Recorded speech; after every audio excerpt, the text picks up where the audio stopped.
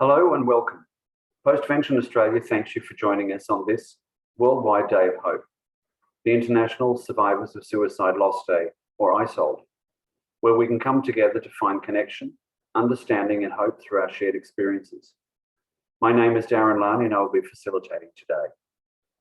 I'm currently the Chair of Postvention Australia and also the Treasurer of Survivors of Suicide Bereavement Support Association. Just some housekeeping, please turn off your video and your audio before we start. I would also like to begin by acknowledging the traditional custodians of the land and all the nations across Australia on which we meet today. I pay my respects to the elders past, present and emerging, and extend that respect to all Aboriginal and Torres Strait Islander peoples represented here today. We acknowledge all people who have had direct experience of suicide, including those who have attempted, those impacted by, and those bereaved by suicide. The voice of people with lived experience is essential in the development of the work that we do and instrumental in supporting the work that we do. ISOLD has been a globally recognised day since 1999, with hundreds of organisations participating worldwide each year. Whether you've had a direct experience with losing a loved one to suicide or someone you know has, this event is both for the bereaved and the wider community. We recognise the often long and difficult journey that survivors of suicide loss undertake following the death of a loved one to suicide. It's difficult for most people to understand the unique pain and harder still to talk about it.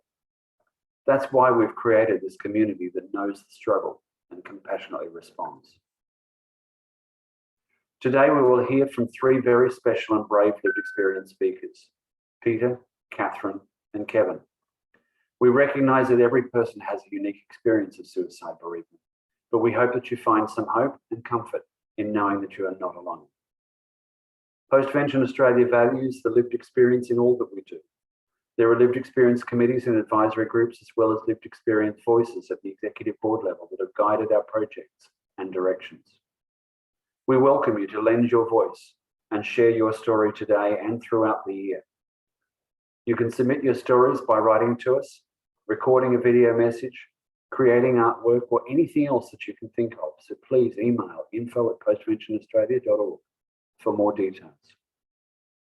We would like to share these stories on social media and on our new website we'll be launching soon to shine a light on the overlooked area of mental health and suicide prevention.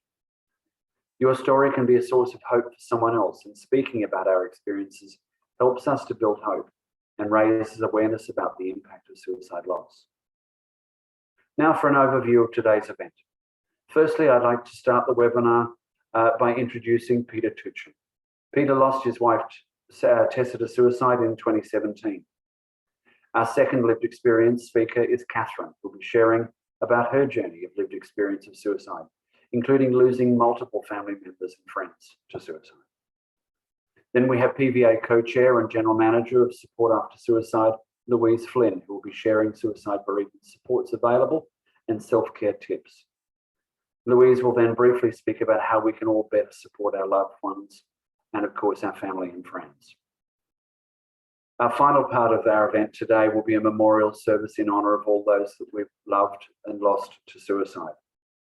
We'll also be showing a preview of two videos that Postvention has created. Sandy Smith and Sienna Volker-Smith will be sharing their stories through video.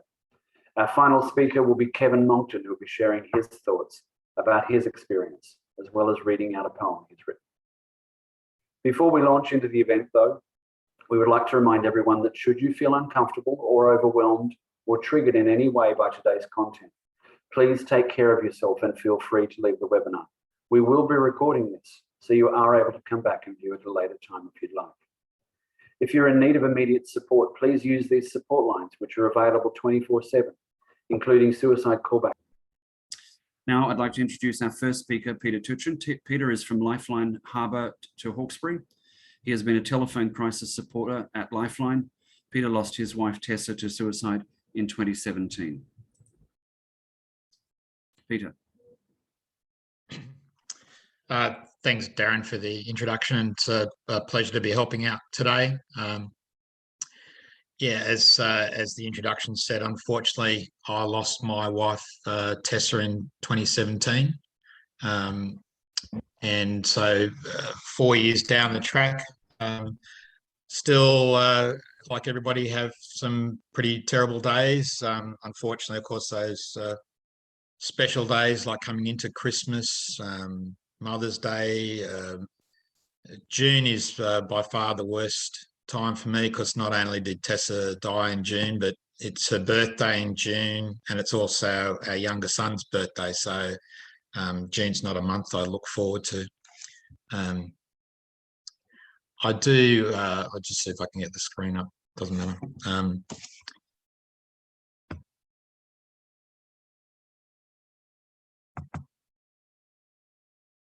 I'll just see if I can get pictures up.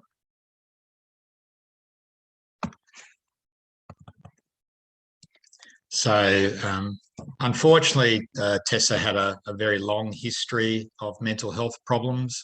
She was sexually abused as a child for many years. The sexual abuse was actually by her father.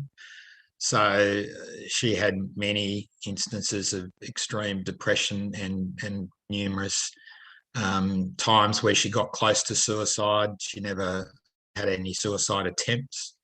And just prior to her death, she was in a very long, drawn-out episode, which we actually thought she was getting through. She seemed to be happy, and a lot of us felt like she'd made a turning point. But unfortunately, the black dog had its chance, and she couldn't see any other way out of her pain but to end her life.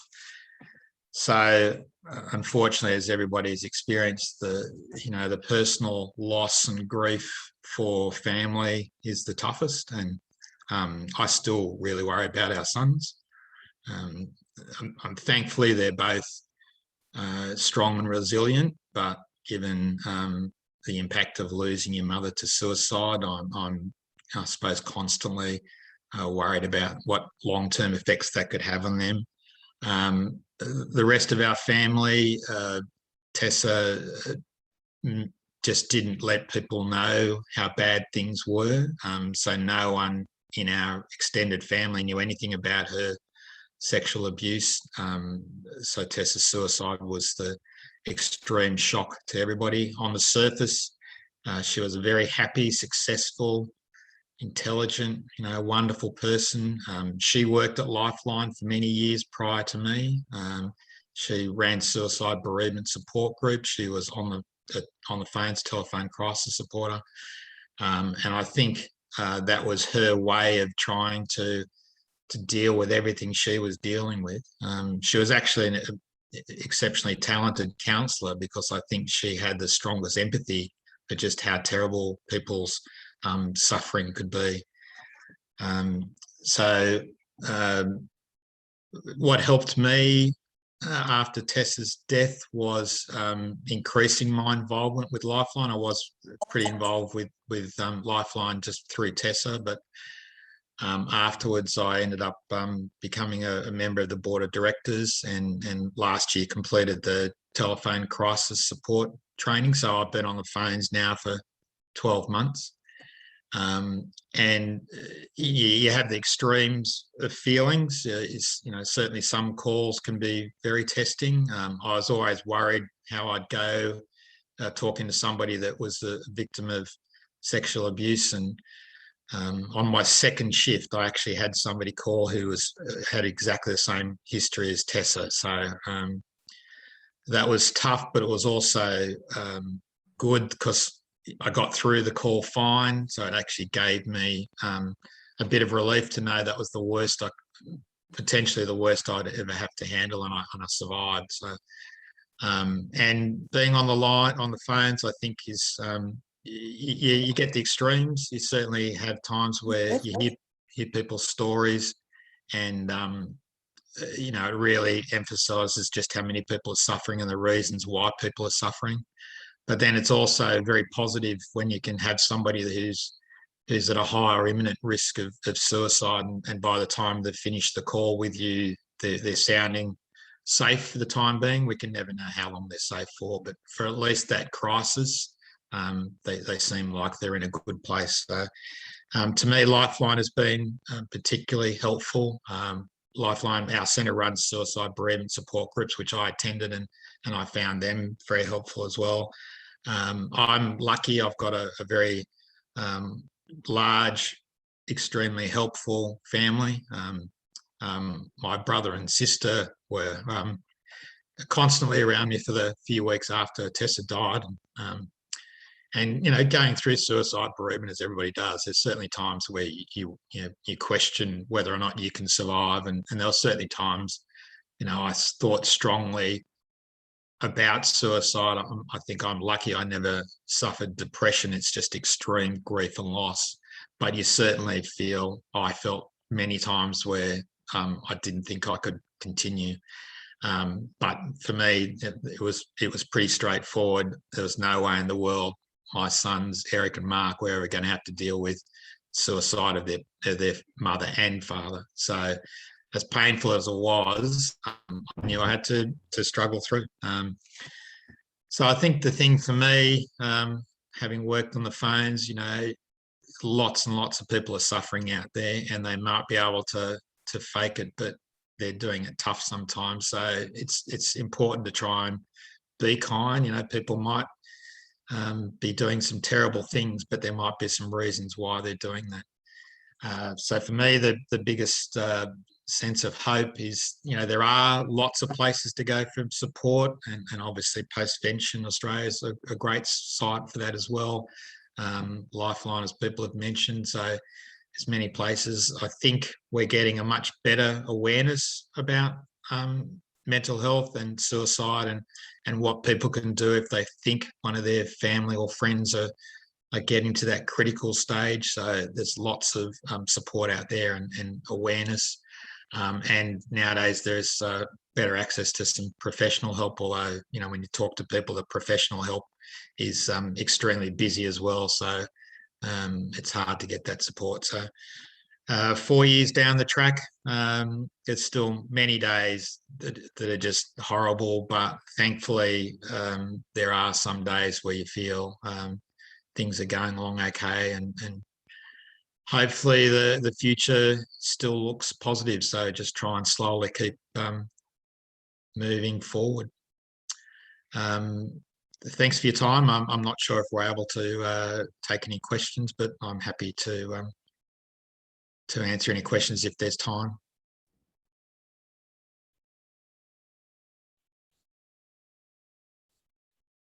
We do have just a couple of minutes if anybody would like to add anything. Yeah, absolutely. No problems. Peter, I just wanted to say I thank you so much for your story, and I appreciate I appreciate you sharing the photos. You've got a beautiful family, so I can't imagine the pain that that you've endured. My story is very different, obviously, but we all have a different story. But I could certainly empathise and appreciate your input today. So thank you very much. Well, it's as you said, we all have that shared common bond of extreme loss. Yeah, it's unfortunate, but it's as they say, it's the greatest club in the world that we never wanted to join. All right, we might move along to our next speaker. Our next speaker is I've lost my place. How's that? Our next speaker is Kat Herrera. Kat is a lived experience influencer, disruptor, mental health activist, motivational speaker, and community advocate in the area of mental health, sexual trauma, family and domestic violence, suicide, and recovery. She is a lived experience peer suicide prevention and mental health support worker, accredited lifestyle and wellness coach, and a mental health first aid instructor. Her experience includes community development with peers in recovery, specialist projects, policy innovation, strategic planning, training, and facilitating peer-led groups such as the Life Living Is for Everybody Suicide Attempt Survivors Support Group in the Wanneroo and Communities Suicide Prevention Network. Most recently, Kat was involved as a lived experience contributor in Suicide Prevention Australia's Leading with Empathy, which is embedding the voice of lived experience in future service design report for 2020. Kat, I welcome you and hand over to you.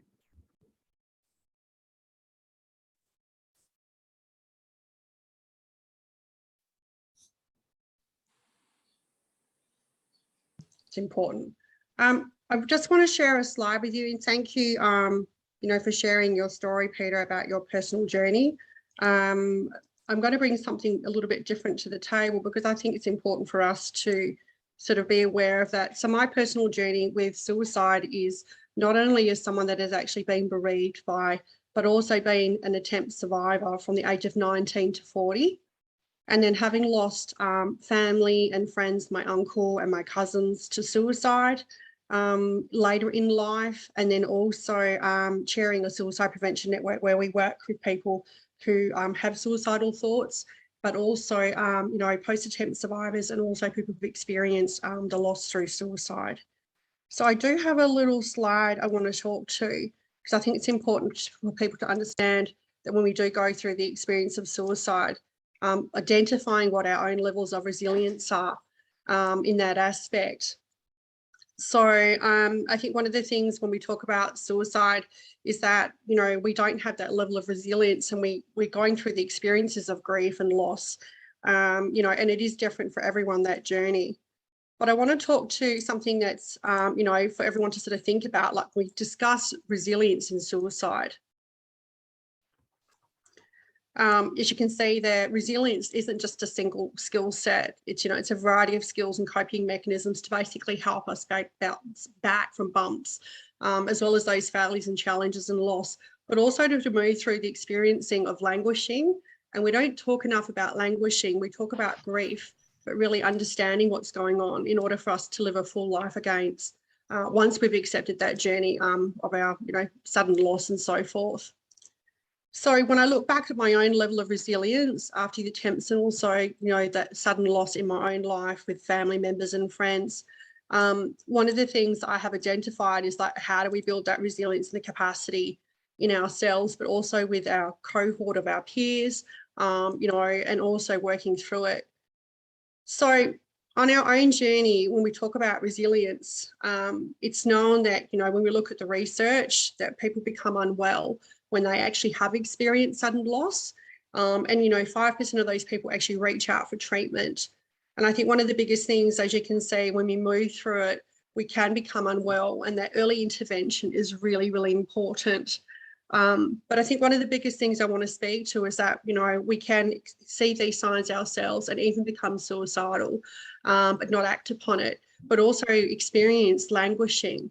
And I think this is where we need to do a lot more work in that space and supporting community and individuals. And I think when we talk about that, it's 84% of our life skills and our experiences can actually help build on that capacity.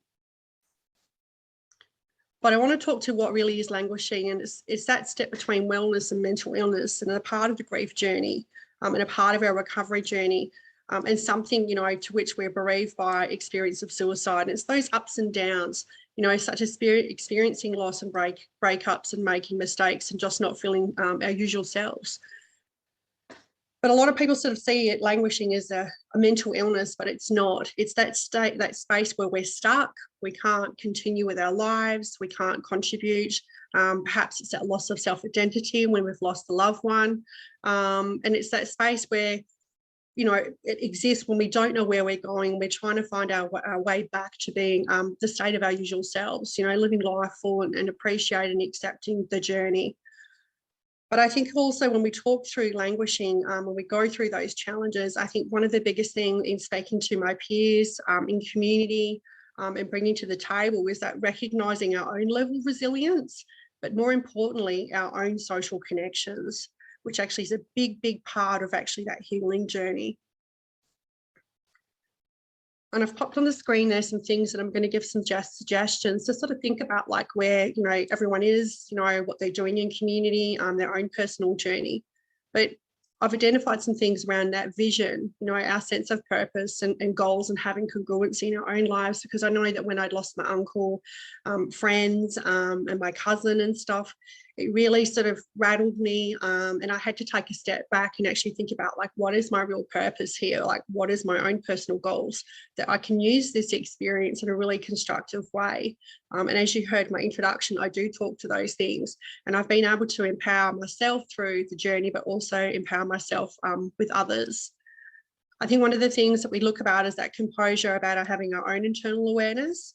And I think one of the biggest things that I have identified is working on our own emotional intelligence, because we can all have IQ and we can have multiple degrees, and we can be experts in certain parts of our lives. But I think building on that emotional regulation will actually help us to stay calm and in control, but also help us accept where we're at and actually put those feelings and emotions in a box and actually, you know, set it apart from who we are, and process it in a safe way. I think the other thing as well is, like, when we're in that space, is that reasoning. I know that sense of overwhelmedness, that, you know, my world had ended, like with my cousin who was quite close and my uncle, and losing friends as well. I was like, I couldn't understand it. But having been through that journey, someone that had attempted it, also experienced it, I understood that grief and loss, which was a different element that I brought to the table. So I think for me, it was like anticipating those challenges and connecting with others, and being able to understand that shared lived experience perspective of what really worked. And I think when we talk about it, as well as being really aware of our own health and well-being, and I think, you know, the quality sleep, the regular exercise, all those facets, but also remembering and appreciating those little things in our lives that can make a difference, but also appreciating the things that brought, you know, that joy and that love and that connection of the people that we had lost as well. I think one of the biggest things people have said, I'm very tenacious, and you can see I talk about that tenacity, about being consistent and being realistic and optimistic, and learning to regain that motivation and accepting that, you know, it's not just a simple A to Z, you know, or A to D. It takes time, and, you know, every person's recovery and that experience of grief and loss, it's all different. You know, we all have so many different elements to our lives and layers, as we know. But one of the biggest things I do want to say when we talk about building our own resilience through that sudden loss is that collaboration. And I cannot stress that more than enough, by working with networks and working with peers and being aware of your own social context and what is really meaningful to you. One thing that I sort of did for my own recovery through that grief and loss, but also as an attempt survivor and working with peers across, you know, various industries and various, you know, called diversity, LGBTQI, First Nations people, is really that, you know, finding those meaningful connections that actually brought value and added value to who I was as a person. So I just want to conclude with, basically, when we talk about that resilience in grief and loss, it's not just about what am I doing today, but what am I also going to be doing tomorrow that can make a difference in the world. So if anyone's got any questions, please don't hesitate to, you know, let me know in the chat. And I appreciate everyone being here today, because it is, you know, an important discussion that we need to have in order to offer those innovations in the work that we all do.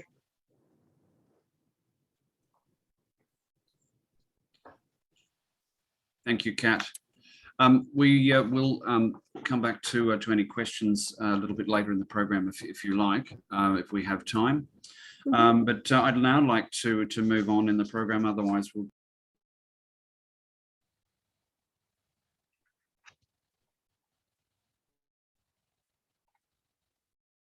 It would be helpful if I took myself off mute. It's sorry, it's one of those days. So yes, moving right along. Thank you very much, Kat. I really appreciate your contribution today. It's a wealth of knowledge and experience, and we certainly value your words today. And thank you again for your contribution. Louise Flynn will now be joining us to share her experience in understanding the unique impact of suicide and what supports are available for the bereaved in the following 2 information sessions. Louise is a psychologist who has worked in the area of suicide bereavement for 16 years. As the General Manager of Support After Suicide, a Postvention program in Melbourne, Victoria, she developed an 8-week group program for people bereaved by suicide that is facilitated regularly in Melbourne. Louise. Thanks, Darren. Thanks for that introduction, and thanks to everyone for being here. This is the first time Postvention Australia has actually put on an event for this very special day. So it's good to be here, and it's good to be able to bring us together to mark this day, to sort of gather in solidarity and solace, perhaps. I just think I would like to say, just in case there's any confusion, I personally am not bereaved by suicide. So I did want to make that clear. I've worked with people bereaved by suicide actually for close to 20 years, but I just did want to let you know that in case you thought I was when I'm not. I don't like that to be something that I don't want to present myself as someone who has actually lived that experience in a way that actually most of you have. And yeah, so anyway, it is good to be here, and I can see the names of some people who I know quite well. So yeah, it is good to be here. I'm now going to just speak about some things which actually are very familiar to actually pretty much everyone here. But I'm going to speak about the experience of loss to suicide and some of the things that over the years people have found helpful, and also I guess to let you know some of the things that Postvention Australia has been in the last little while creating that will be soon available very widely. Some great resources actually, which are soon going to be available. So as Darren said, I'm part of the board of Postvention Australia, but I also work in Melbourne in a program called Support After Suicide. And we've been providing counselling and group support to people for 17 years, 18 years or so. So I'll just get on with the next bit. I'm going to speak about the experience of suicide bereavement. And I know that most of you know this sort of in your heart, your soul, your mind, and your body. I think, though it's such an extreme and complex and difficult experience, that it is good to be able to articulate just even a little bit about what that experience is and why it's so difficult. So I will talk about that experience of suicide bereavement. I'm also going to speak about some of the things that are available to people bereaved by suicide and some of the things that people have found helpful. This is not a comprehensive presentation. We're just going to be touching on some of the things. There's certainly much more that we could be talking about. But this is just a little, I guess, introduction in a sense today. So the experience of bereavement after suicide. This is a quote which I quite like because it really does very clearly tell us that the death, losing someone to suicide, is of a magnitude beyond what most people would ever think. Even someone who's coped with quite a lot of adversity before in their lives will struggle. So as it says there, even the most psychologically mature person may encounter difficulties in responding to it. I'm guessing that there's someone who's not on mute. So, yeah. So, as I said, people who've had previous adversity, felt like they've managed life before, can really find themselves quite challenged by this experience and feel quite at a loss, feel just not equipped, don't have the thoughts, the feelings or whatever that feel like it's manageable. I think what I've come to learn over the years, that one of the reasons why bereavement after suicide is so complicated is because there's a number of different experiences in it. There is that experience of grief and loss, losing that person, the absence of that person in your life, and everything that means, that quite profound grief and loss. I think also something which sometimes is not so recognised is that it is also very traumatic. And I'll talk about that a little bit more in a moment, but it is a very traumatic experience. It has all the hallmarks of what we consider to be a traumatic experience, the suddenness, the unexpected nature, and also the fact that it was suicide, the fact that someone did something to themselves intentionally, deliberately, with an intention to actually die. And I think that these things are really altogether make for a very difficult experience. With suicide, there's so many thoughts and feelings in the aftermath that are very unique to suicide.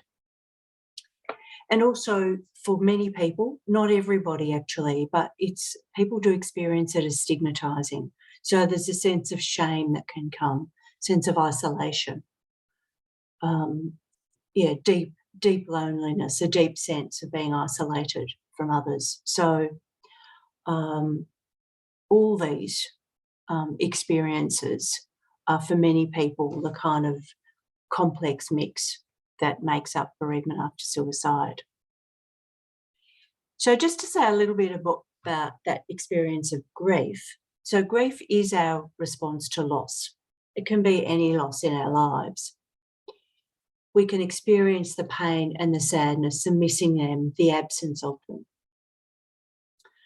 I think what's also the case, though, sometimes we can have an idea about what grief looks like, how it's going to feel, but actually each of our relationships with another human being is unique and different. And so our grief will be very unique and different. It will be different from every other person. There'll be unique experiences, unique memories that go for each person who's lost a person to suicide. And each of us will need different things in terms of what we need to do in terms of expressing grief and also coping with it. And also that changes over time, particularly when you're talking about something as a prolonged experience of grief, as suicide often is. It takes a long time in experiencing that grief. And so what people need, what people will want in terms of how to express that and how to cope with that will actually change. And I think too, a lot of people really have an idea about grief. Well, you feel sad for a while and then, you get over it, you move on. But actually, when we're talking about the depth of grief that comes after suicide, it is natural and normal to experience have quite a profound and difficult experience, but it is also not easy. So it's not something that we can dismiss or just kind of be, I guess, just dismissive of. It really is something that is very difficult and also very difficult for quite a long period of time. And these are, I think the other thing that happens with grief is that often that it's when people talk about it, they think of the emotions. They think of the pain and the sadness, the fear. But actually, when we're talking about this level of profound grief, we're talking about everything, really, every part of us. So that is the emotions and the thoughts. It's physically how we're affected. There's our behaviour, what we do, needing to withdraw, all sorts of ways that we are changed for the long term, but also sometimes, but also in the short term.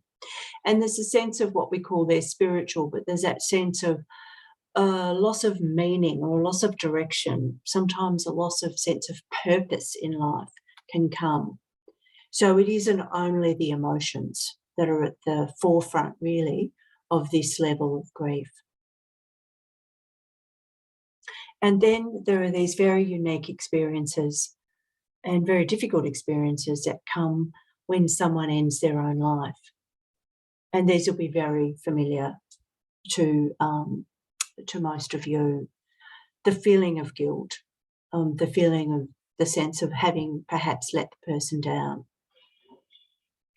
Now, I know that that isn't an accurate assessment in a sense of what happened, but I think it is when we love someone, it is almost inevitable that there'll be that sense of guilt. And that can be quite a very complex, very difficult experience to learn how to live with and to learn how to release, in a sense. I think also sometimes people can feel that, as well as that sense of having let the person down, that perhaps the relationship wasn't as good as you thought it might have been. And again, I know very much that that isn't the case. People in very loving relationships and loving families can reach a point that's unrelated to those who love them, where they come to the idea of ending their own life. But it certainly can have an undermining effect on the sense of the relationship. Then there can be that sense of shame and stigma. What will people think of me? What will people think of that person who took their own life? Sometimes there can be blaming others, and sometimes, particularly often when we're talking about the system, then some of that anger or disappointment in the system is certainly warranted. Then there's that very persistent and very agonising need to understand why. How come this happened? How come they got to that point? And occasionally some people have a sense of rejection and abandonment, and I've certainly come across that in children. Often people think that, and I've heard this said, well, you must feel angry with the person for doing what they've done. And actually often that's not the case. There is a sense of love for them and a sense of really knowing that they were suffering. So sometimes people do feel angry with the person who died, but certainly not always. So it can be part of the experience, but certainly not always the case. And I think one of the the issues about why that is quite sort of relentless and intense, particularly in the first period of time, is trying to understand why. And many people who've lost someone to suicide will then spend quite a bit of time reading or talking and thinking about suicide and how it might be that someone got to that point. And I think often that's very helpful to really try and understand and learn about suicide when a person's ready. And I think one simple way of thinking about suicide or understanding it comes from a psychologist in the United States called Jack Jordan. And the way he speaks about suicide at times is that it's a perfect storm. So it's the coming together of multiple factors in just the wrong way at a point in time. And those factors are always multiple. So it's a person's biology, perhaps. It's their thinking, and they're thinking about themselves in particular and their life. It's their life circumstances and their history. Sometimes early life events do leave people vulnerable to the kind of state that can lead them to suicide. And I think also another thing that's relevant in terms of this perfect storm is that some of us in our lives have learned a range of coping skills when we're struggling, when we're faced with difficult situations in ourselves or in our lives. Some of us have a wide range of coping strategies. We kind of know what to do. Other people, because of their life perhaps, don't have so many ways of thinking about themselves and thinking about their lives when difficulty comes. And so I think that's part of this perfect storm as well. But I think this is one way that we can think about suicide, as a perfect storm. And it is always, I think, multiple things going on within someone that contribute. And then there's the trauma aspect. And we can easily recognise that someone who's found their loved one deceased will feel traumatised. But it's also the case that really pretty much everyone I've ever met who's lost someone feels traumatised. And I think when we think about trauma, when we think about a physical trauma, we think about something that kind of pierces the skin, that's a wound. And when we're thinking about trauma, it's an experience in life that really is quite wounding in the sense of a person's sense of themselves, their value and their worth, their ideas about the world and their sense of safety. So the world can feel like quite a frightening place for quite a while after the traumatic experience of losing someone to suicide. The world can feel unsafe. A lot of things can feel unsafe. So you can feel sort of anxious. So I think it's good to, recognise these experiences as part of the reason why losing someone to suicide is so complicated and difficult. And I think what we're trying to understand and what we're trying to care about when we're caring about people who are bereaved by suicide, we're wanting to assist people to move away from post-traumatic stress and from anxiety. We're wanting people to move away from having suicidal thoughts themselves.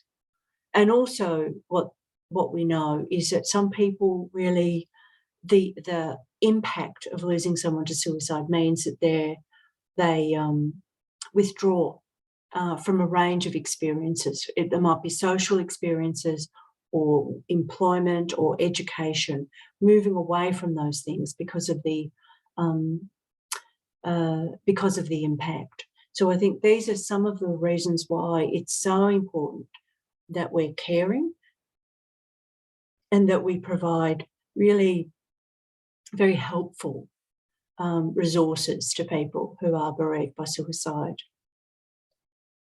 So some of the things that we know are helpful, and some of these have actually been touched on already, is counselling. So counselling that's knowledgeable about suicide and that takes into account the grief and the trauma and the suicide and perhaps the experience of stigma. We do know that that's helpful. Support groups. So there might be professionally run or peer support groups. And we also know that many people find groups incredibly helpful, that really being in the same room as other people who've lost someone to suicide, who deeply understand that experience, is incredibly helpful. And what I've got there, homogenous groups, is that what we also have learned is that for many people, it's important to be in a group with others who are bereaved by suicide.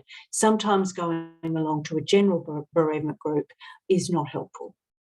And also what it says there, psychoeducation, having information available, resources, information, reliable sources of information about grief and trauma and suicide can be very helpful. And I guess more specifically, that it is whatever support is available, losing someone to suicide is complex and it's intense.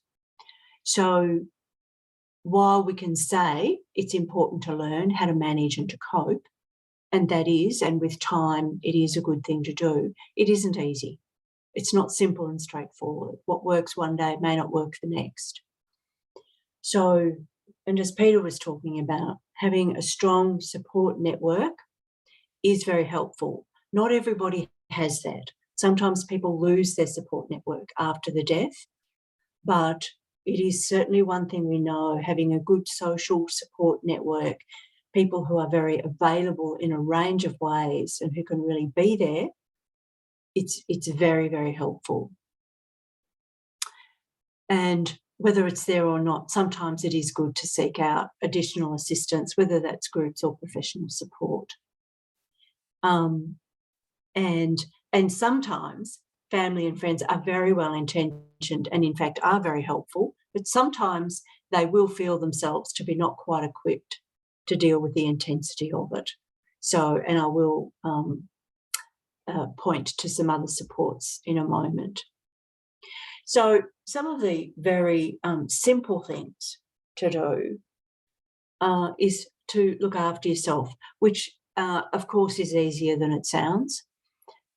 Sometimes looking after yourself, you kind of won't even know what that means. Sometimes, as Kat was talking about, it's simply eating and sleeping, and it's the basics. So physically, mentally, emotionally, gently over time working out the things that are helpful to you in looking after yourself. Taking things at your own pace, again, not always easy to do. I think one of the things that's so important is to be tuned in to what works for me and what do I need. And again, sometimes a period of learning is needed to know that. But sometimes there can be ideas or expectations, either yourself or from other people, about what you should be doing when. And that sort of pressure and expectations can be incredibly unhelpful.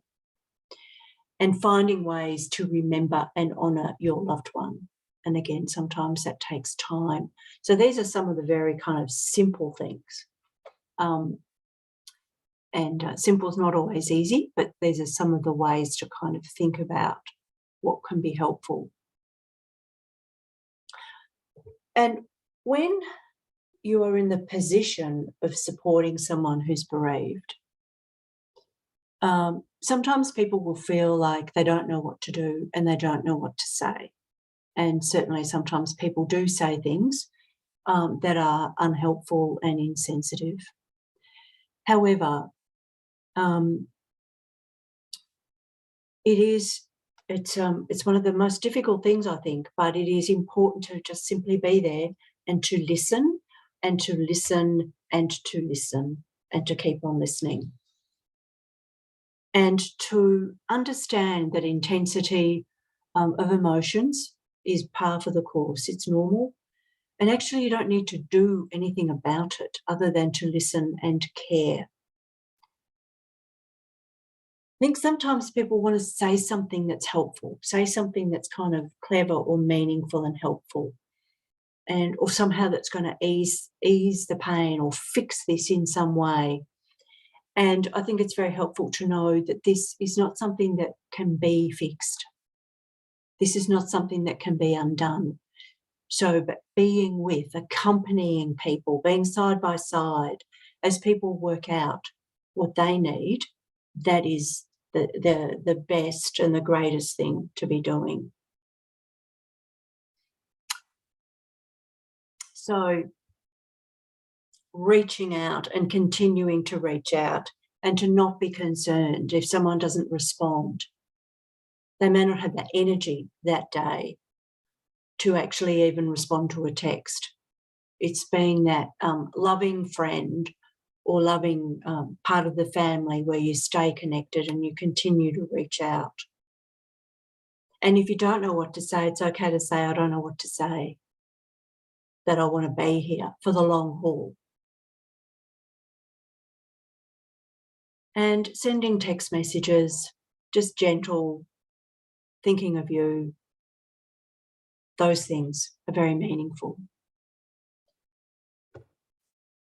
Also, I think sometimes people want to help, and so they'll ask a bereaved person, a traumatised person, what is it that you need? And actually people very often won't know. I think sometimes what's good to say, rather than let me know if you need help with something, is to actually really think about what would this person, what would be helpful for this person, and actually offer to do it and take the initiative in saying, I will do this. I will look after the kids. I will provide some food. I will do this task for you. People often won't have the energy to actually respond. So there's just a list here that's from bereaved people about what's helpful. So listen and sit. Be there, and be there for the long haul, and allow a person to say what they need to say. Do not have a sense of that's not okay or that's okay. Everything a person says is okay. And when someone is saying also that they feel guilty, that maybe it was their fault, to actually not rush in and say, no, it wasn't your fault. People need to be heard for everything that they're kind of suffering with when they're bereaved. Sit and listen. Keep in touch regularly. Share memories. Don't be afraid to talk about the person, to share memories, to say their name. And understand that this is a lengthy experience. We're talking months and years for some people before they kind of feel themselves to be themselves again. And the loss is still meaningful. It still matters years down the track. But it really is very, that sort of initial intense period for many people is quite lengthy. And also, you know, as Peter said, talking about the month of June, being aware of birthdays, special days, the anniversary, and being conscious of that and knowing that the lead up to those days is hard going. So what can you do to ease that and be aware? And I've touched on this already, but offering practical support and really doing what's needed, not saying, what, you know, let me know if you need anything. Being aware of how you're speaking about grief and loss and trauma, but also how you're speaking about the person who's died.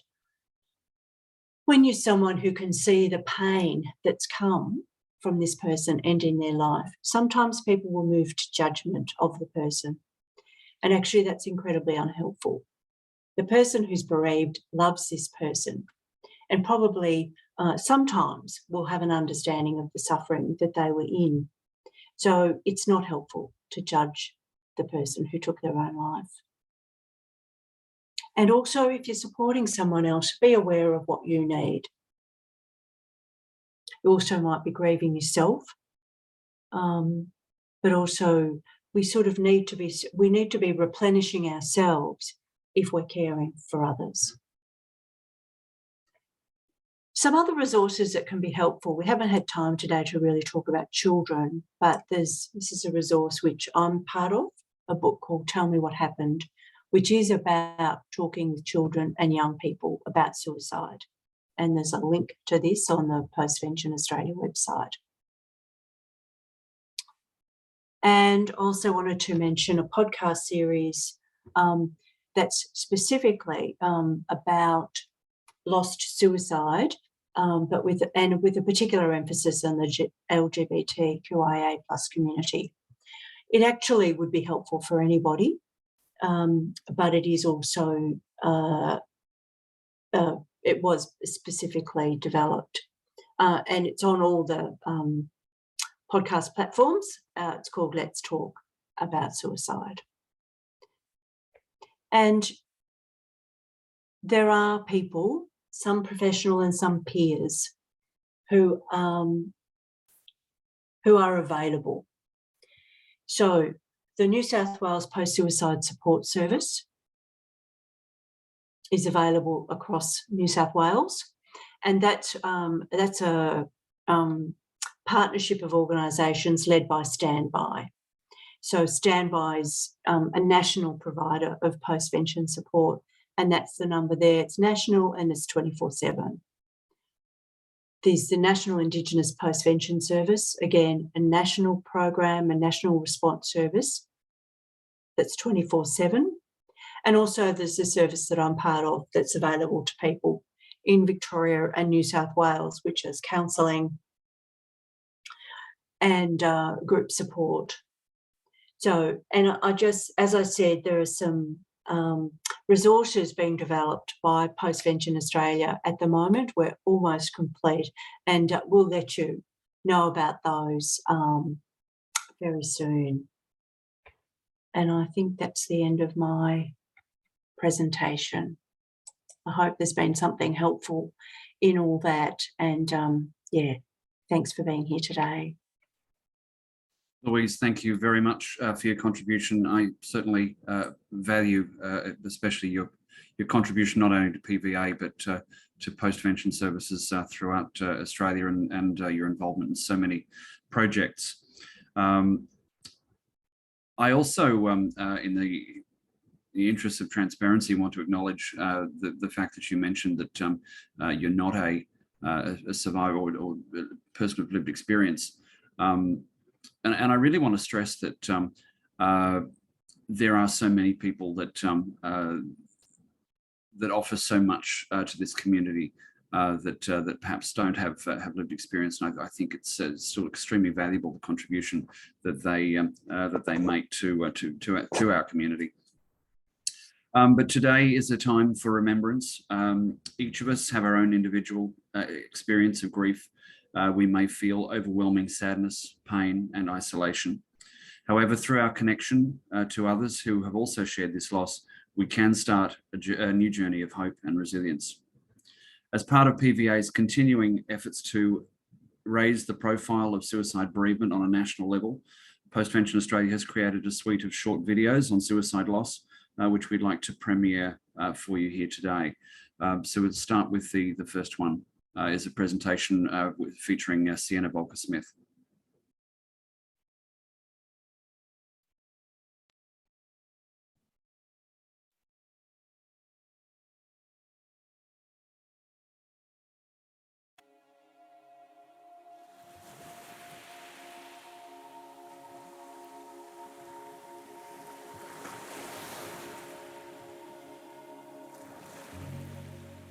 It was just another day, and I was expecting him to walk through the door, and I just noticed he was a little bit late, and then he sent me a text message. Yeah. It just wasn't right that we were left alone, because it just wasn't me, it was my boys too, and I hate that it kills me that they suffered. So something like this, a service that helps people that are bereaved by suicide, is so important, because yeah, it's just not right that we're left alone, left in this huge traumatic grief. Like, I knew that he had suffered a little bit from anxiety, but he would, particularly in his workplace, he was so confident, and he came across very confident and yeah, quite sure of himself that no one would have realised that anything more than that was going on. So yeah, I think something had happened that day that just really bothered him. When he died, there was no relevant support available at that time. I searched and searched for someone that would be able to help me and my boys, and I couldn't find anything.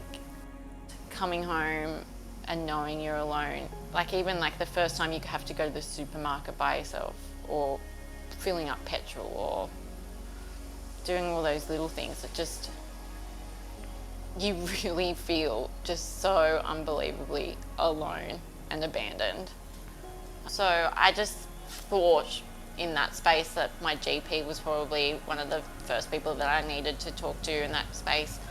So I met up with her just a couple of days after he died. At that point in time, I was having some pretty vivid, horrible nightmares.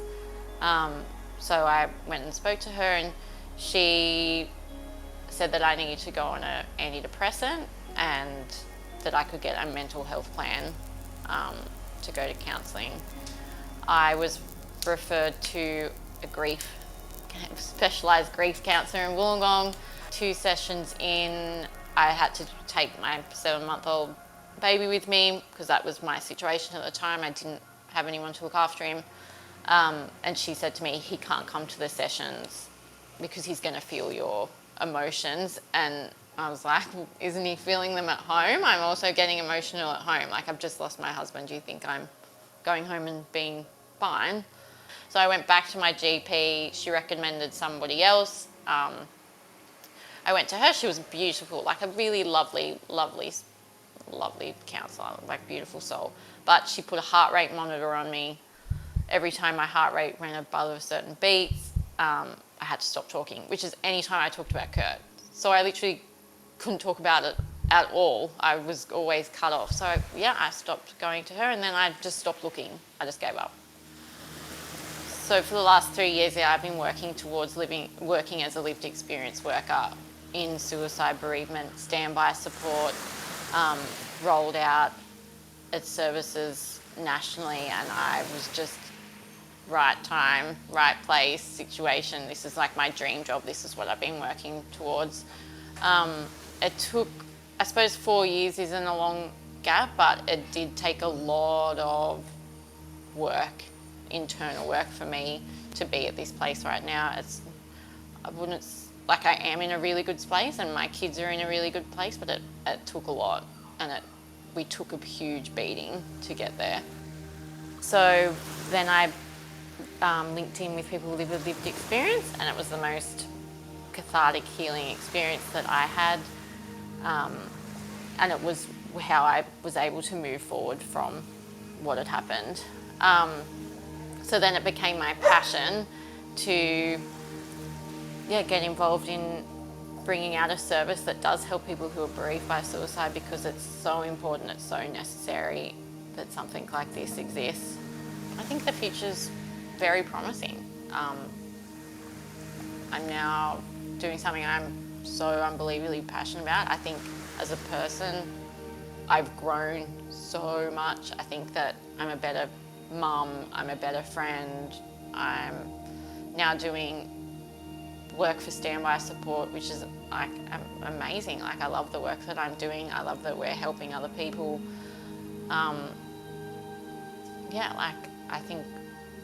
I think life is going to be good. Yeah, I think life is going to be good.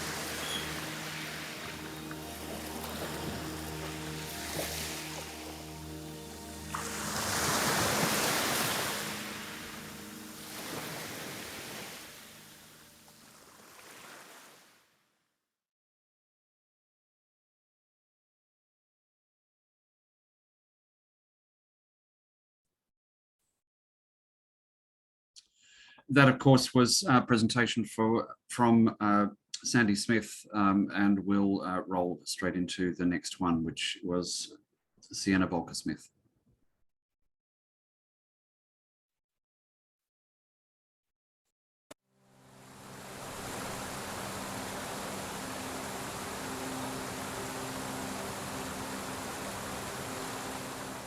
Dad was meant to be bringing us back home to Canberra, but last minute he decided to drop us off at a family friend's house. And so he dropped us off there and we went off and played, and then he left and we came back to Canberra. And then when we got back, the police had been, and they let us know that Dad had died that day. I have a lot of very fun memories. He was a very fun guy. We were always, running around and being silly. He was a chef, and originally from Cowra, and everybody loved him. He was just like the funnest, most friendly guy. Dad definitely experienced some quite severe mental illness, some quite severe depression. Leading up to his passing, my parents split, so he went to live in Cowra. So we came back and forth from Canberra to Cowra. He had been hospitalised once before from a suicide attempt, and then the second time he attempted, he lost his life. So I remember the whole aftermath, especially the immediate aftermath, just being very, very confusing. I definitely relied a lot on my mum and our close friends around us at that time. We definitely relied a lot on them, which was really good. But I definitely remember just not really believing anything that was going on for quite a while. Yeah. I think even for mum, there wasn't a whole lot, especially directed and kind of something that you could easily find. Well as, yeah, I think we just did the school counselling and the uni counselling, and that was really it.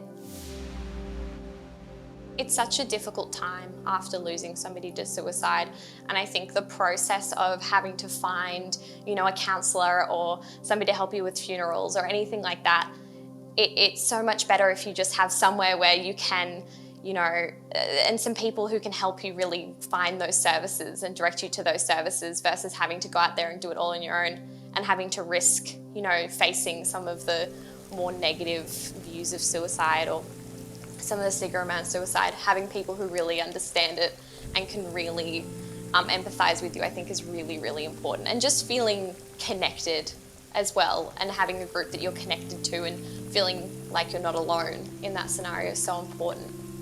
The best thing would be to try and connect them with other people who've had that experience, because as helpful as all of those services were for me, I think the biggest thing was that I felt so isolated, and I didn't know I still really don't know a lot of people who've lost particularly parents to suicide.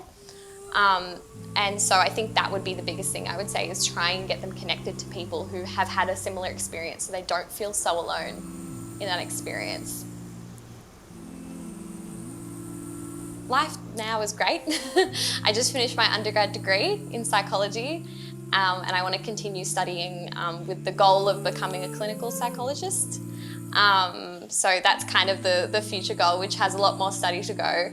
But I've definitely done a lot of, counselling in my time and a lot of things to take care of my mental health, and I'm in a really, really great place. So, yeah. So my name's Sienna, and I lost my father to suicide.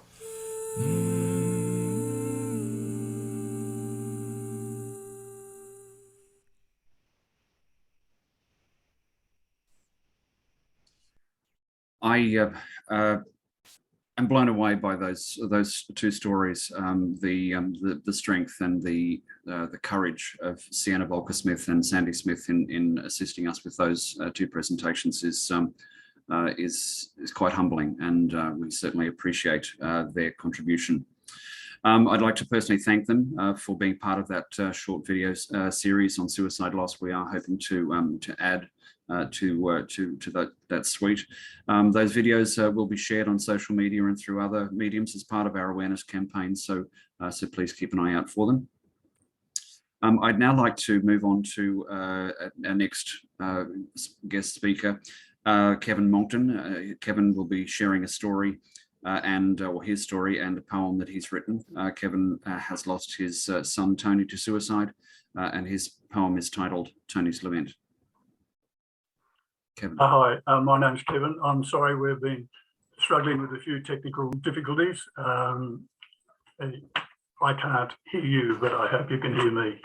My dear son Tony passed away 3 years ago, aged 47 years of age.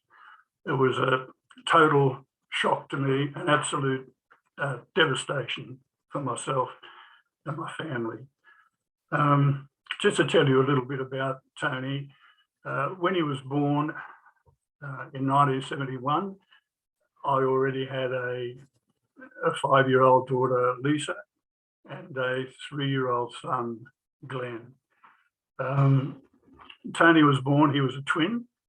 He had a little sister called Donna. They were both preemie babies back in the day of blue babies, Rh negative blood, and they struggled for a while, couple of weeks in the human crib, but unfortunately Donna passed away. That was very, very difficult for me. I was desperate to have a second daughter. But anyway, Tony came good. He was a fighter and he managed to get through, you know, his early days without any great trouble. He was a very popular kid, funny. Everybody loved him at school, a good athlete. He was just one of these guys that wake up in the morning as happy as you like, and that's the way he remains for the rest of the day. He started to get an interest in music when he was, you know, about 4 years old. He started to learn to play the guitar, and he ended up being a very good guitarist. He's been playing in bands all through his life. So music was a tremendous help in his life. He also became a stonemason, and that was his work. And with his music and his work, he was very happy. He used to travel a lot. He loved traveling. He spent a few years in Spain, loved it in Spain, and various places throughout the world. He was just one of those kids that everybody loved. I've never heard him say a bad word about anybody. And he was just an absolute pleasure to be around, and we were very, very close as a family. Unfortunately, his mother, my wife, passed away in 2000. So that upset both of us to a great extent. There's no doubt about that. And we were grieving with my other son, Glenn, and it was a very, very difficult time. But once again, he just got himself together and did the best he could, as the both of us did, to just get on with life. At the time, I was in the New South Wales Police Force. I spent 30 years in the police force. So I was pretty busy working on the Northern Beaches, but Tony and I'd been a drummer all my life, so I even played in a band with him from time to time. So we had a great relationship, and also with our other son, Glenn. Then unfortunately, in 2007, when my first daughter, Lisa, was 39 years of age, she was having a shower in a bath, and she slipped over, knocked herself unconscious and fell into the bath, and the water kept coming, and unfortunately she drowned. And I found her body, and Tony and I spent a great deal of time trying to comfort each other after that. So we both did the best we could. Tony wasn't one to be having any counselling or anything like that, but I tried with a bit of counselling, but I didn't do much good at it, and I didn't feel that it was achieving anything. But Tony, as I said, being his usual self, he had plenty of friends and plenty of things to occupy his time. After that, he met a girl from Uruguay out here in Sydney, and he decided he wanted to go and see where she lived. He spent 5 years in Uruguay. Unfortunately, the relationship broke up. He came back, continued on with his music here, continued to play in a band.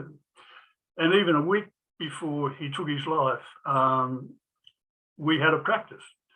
And we did a couple of CDs, and he was his usual bright self, just making everybody else laugh. So there was absolutely no idea from me that anything would happen untoward. Anyway, a week later, he wasn't feeling too well, and what had happened, he had picked up a bit of a liver bug when he was in Uruguay, and he was not feeling well, so I made sure he went to hospital. So I took him to Mona Vale Hospital, and the doctor said, well, we'll give him a good check over, but he obviously needed to see a specialist because his troubles were getting worse. Anyway, I had made arrangements to see him the next morning, and I said I'd get there early.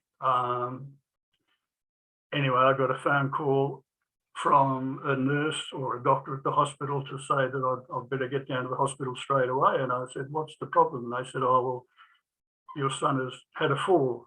Anyway, I got down there within 5 minutes, living close to Mona Vale Hospital, and it appears that in the morning he got up and he'd jumped off the roof of the hospital. And I was there 5 minutes after it happened. So it was absolutely terrible. Now, for me, I didn't know how to handle this really. Grief was one thing. I'd lost my two daughters, my wife, but there was nothing like this. I just couldn't come to terms with it at all.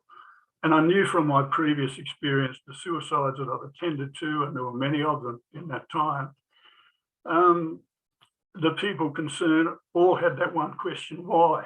And that was my question too. There were sometimes people knew that, you know, the person might have been depressed or had a history of mental illness or whatever, but with my son, there was no indication. And that was the hardest part for me.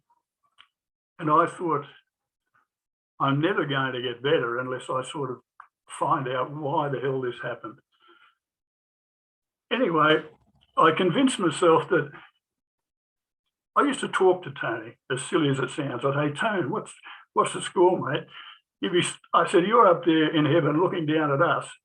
Do you realise what chaos you've caused down here?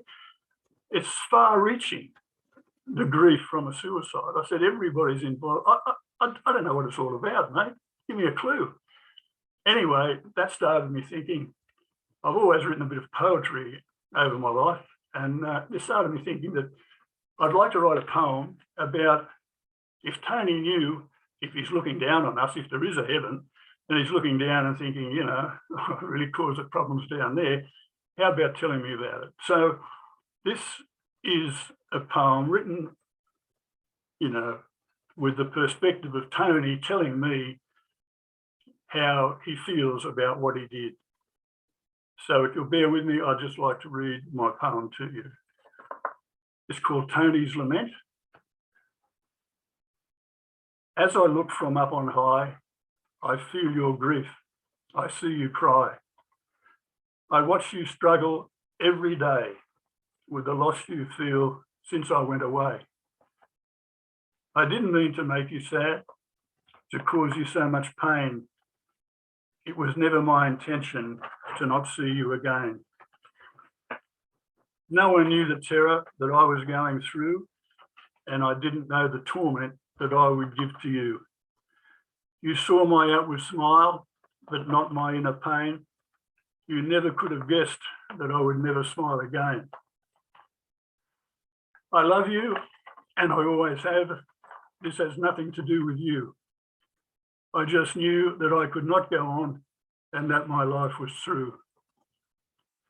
But I ask you, please remember the good times, not the bad. Remember when I laughed with you and not when I was sad. Remember all the fun we had, the love we shared each day, not the pain that has persisted since the day I went away. So when you think about my life, don't dwell upon its close. Just remember all the good times and forget about life's woes. And when I watch you in your bed, so silent and so still, remember that I love you now and that I always will.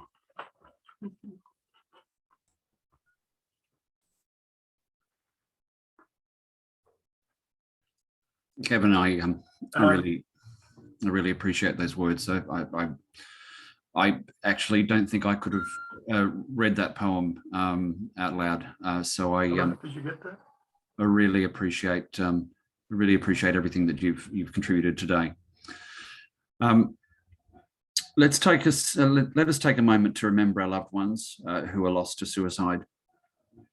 We remember you, and we all love you. I'd like to have just a moment of silence as we remember those we've lost.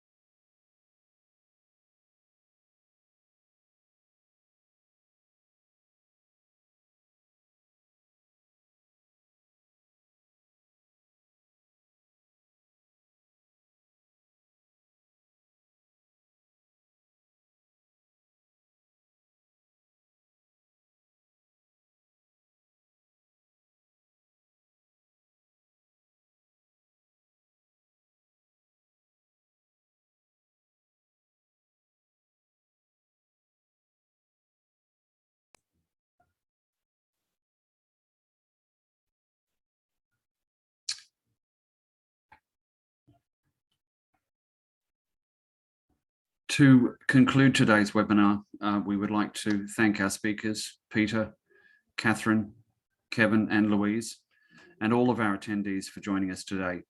We hope that you found that the content was valuable. We do value your feedback and welcome you to complete a quick survey of your experience today.